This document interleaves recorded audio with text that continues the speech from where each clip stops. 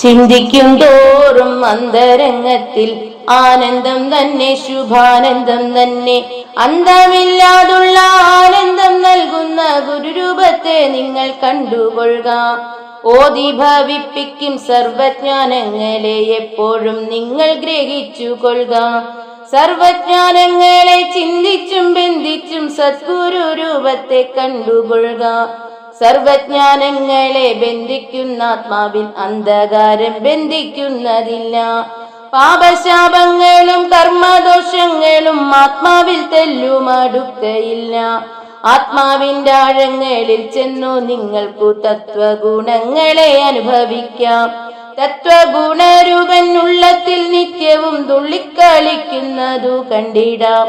ചിന്തിക്കും തോറും അന്തരംഗത്തിൽ ആനന്ദം തന്നെ, ശുഭാനന്ദം തന്നെ. അന്തമില്ലാതുള്ള ആനന്ദം നൽകുന്ന ഗുരുരൂപത്തെ നിങ്ങൾ കണ്ടുകൊള്ളുക. അന്തമില്ലാതുള്ള ആനന്ദം നൽകുന്ന ഗുരുരൂപത്തെ നിങ്ങൾ കണ്ടുകൊള്ളുക.